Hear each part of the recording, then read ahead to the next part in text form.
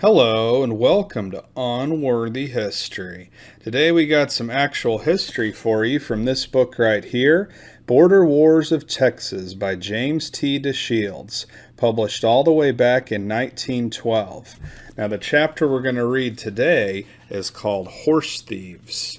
Another sort of annoyance to the struggling colonists, and one that for a while threatened to be more serious than Indian troubles, was a clan of Mexican and American robbers and horse thieves that had infested the colony about this time, some of them erstwhile denizens of the neutral grounds, where they held undisputed sway and found a safe retreat.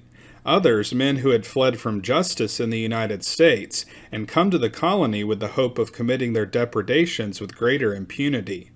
During the same summer, 1823, says Kuykendall in his reminiscences, a Frenchman and two Mexicans, all residents of Louisiana, returning from the Rio Grande with a small cavalcade, passed through our neighborhood and crossed the Brazos at the La Bahia Road.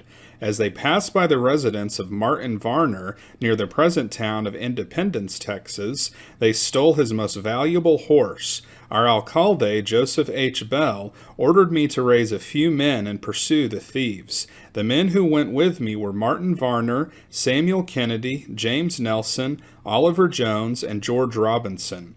About midnight of the day we started, we arrived at the creek much swollen by a recent rain.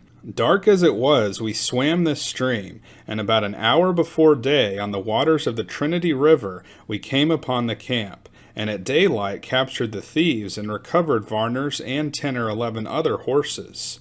The culprits were tried by the local authorities and sentenced to receive 39 lashes, which sentence was duly executed, after which the Frenchman was released, it appearing that he was only accessory to the thefts. The principal was now carried before the alcalde Bell for further proceedings, again whipped and released on the east side of the Brazos, with orders to depart the colony. Colonel Austin, as civil and military commandant, now adopted more drastic measures, determined to rid his colony of the scourge. An opportunity soon offered to carry out his plan. A still greater outrage, continues Kuykendall, was perpetrated this summer by another party of Mexicans from the border of Louisiana. They were en route to the Rio Grande, and finding a small party of Mexicans on Skull Creek, with a cavalcade which they were driving east, the Louisianans camped with them. The ensuing night they fell upon their Rio Grande brethren, and after murdering 2 or 3 of them and dispensing the rest, took possession of the cavalada.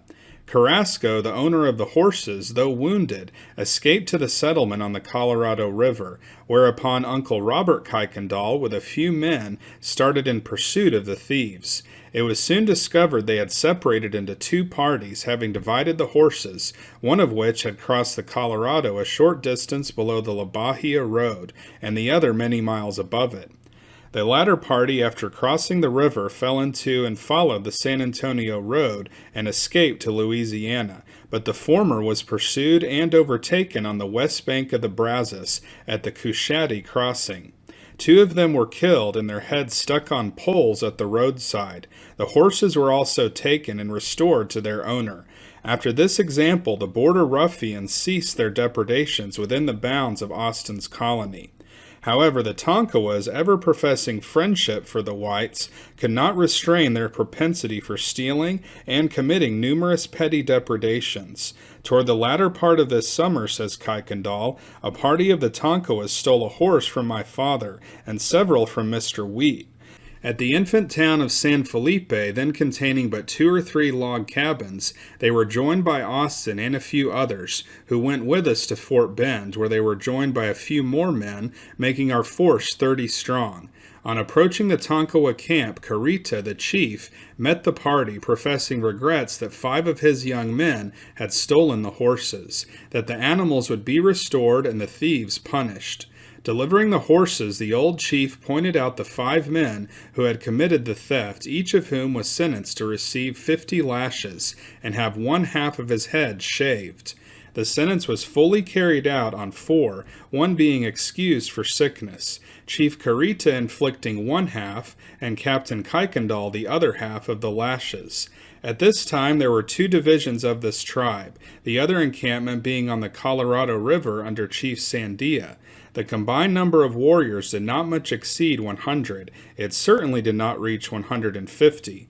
With the return of spring, favorable seasons, and a fair yield of crops, came new life and renewed hopes for the struggling colonists. Newcomers were locating at different points, and a more prosperous and peaceful condition prevailed in the colony.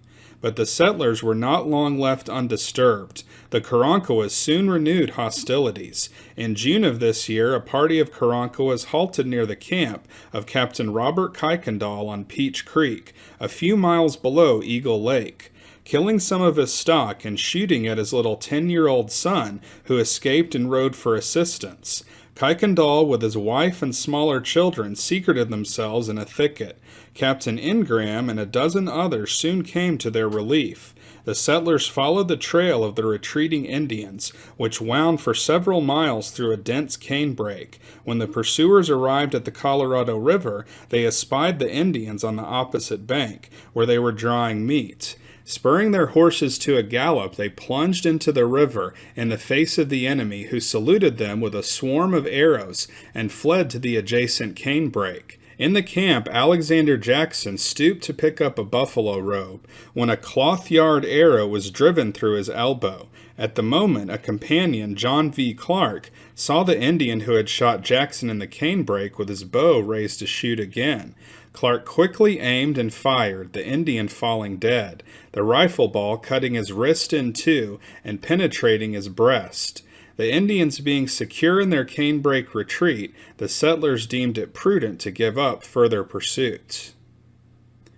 So that's it for this episode. So here we heard about some different interactions with hostile bands of Americans and Mexicans from the neutral ground trying to steal horses and also in some places murdering people, as well as some depredations by the nearby Indians. So if you want to hear more episodes like this, then be sure to like and subscribe, and we'll see you next time on Unworthy History.